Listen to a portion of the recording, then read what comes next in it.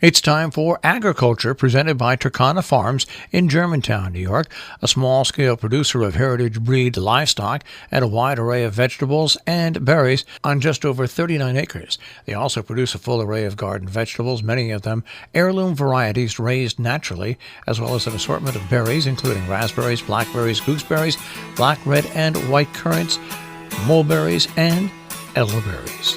And now, here's Mark Scherzer.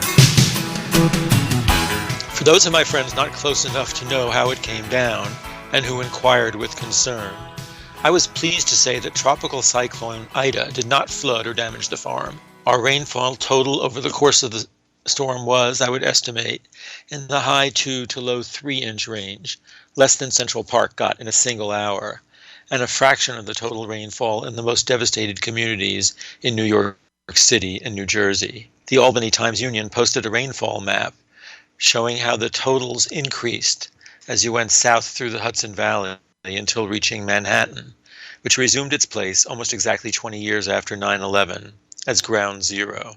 There were few discernible water effects here.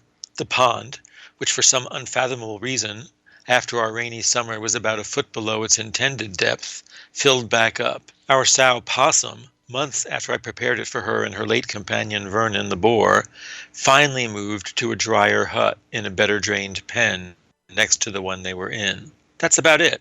Winds weren't bad here either. There were fewer branches to pick up than after a standard nor'easter. It's not surprising that people at a distance make assumptions that it must have been bad up here on the farm. After all, Ida was a natural disaster, and we're up here in nature. I, too, grew up with the sense that the city is the safest place one can be. To me, it always seemed impervious to nature. No matter how deep the snow, the subways seem to be able to keep running. And the city is so solid. You can't imagine a tornado taking down a brick high-rise in the way it shatters mobile homes in the country. For an extra feeling of security, the services provided in the city seemed so essential to society at large that one assumed all resources would be logically diverted to keeping them running. Those innocent assumptions about Fortress City have dissolved in recent years. The subways have stopped running. This time, people drowned in their apartments. We've even learned that some of the features of the city that make it seem impervious to nature, such as its entirely paved and hence literally impervious environment, contribute to the dangers. The paving prevents rain from being absorbed into soil and channels it to run along the surface.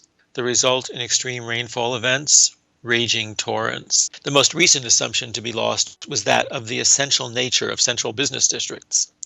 COVID shattered that illusion. Areas like midtown Manhattan, which exist almost solely for the purpose of office work, are feeling less and less essential, indeed potentially irrelevant, as remote work takes a much larger role in our economy.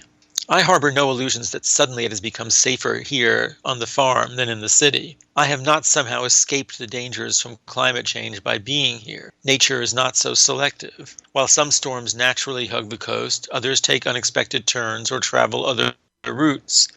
I know our turn will come to be ground zero. Nor do I think the city is intrinsically unsafe. There are many features of cities, including social density, which breeds sophistication, invention, and coexistence with differences, that still make it safer than life in the boonies. Although New York City, as a dense port of entry with no appreciation of the dangers it faced, took the first and hardest hit in the U.S. from COVID, today it feels far safer to be there, where more enlightened government and populace have embraced vaccination and masking, than in sparsely populated rural Missouri. Moreover, we have to recognize that sometimes the dangers we confront are so pervasive that there will be no good escape. Global climate change is an example of such a danger. If you want to know what that feels like, it occurs to me you can just ask an Afghan. A close friend, who I won't name right now, has spent the last several months admirably and tirelessly trying to move an Afghan family he knows, who are all at risk for retribution for the father's prominence in transgressing Taliban norms and dictates, to America.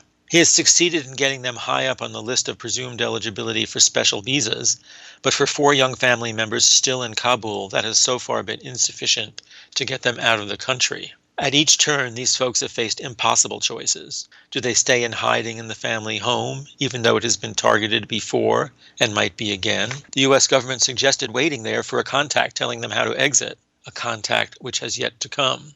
Should they have tried navigating the checkpoints to the airport, despite the risk of beatings or worse. Well, they did try, but they were turned back. If they had made it to the airport, would it have been safe to mill at the gates waiting to be admitted? Well, we know that sad answer. Or should they now try a land crossing to a neighboring country, where they might be stuck out in the elements waiting to cross, with the obvious associated dangers? The examples of Afghan refugees stuck in no man's lands between frontiers in Europe without food or shelter are not inspiring. Where is their good choice, their refuge from danger? To my friends who tell me how smart I am to be on the farm and safe from the dangers of the city, I say thanks for your confidence in my intelligence, but it is misplaced. The safety here is an illusion of the moment. It's one I treasure and feel privileged to experience, but refuge from flooding or disease or crime is not why I'm here. Those risks and unforeseen others are all possible on the farm. And not to minimize the plight of the Afghans, but unless we make dramatic other changes in our lives, I suspect that we too may face the sort of no good choice predicament they have already faced. At that point, neither the farm nor any of our other illusionary fortresses will suffice to keep us out of harm's way.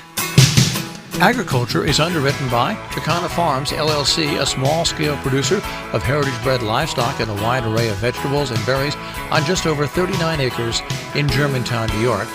More information, 518-537-3815.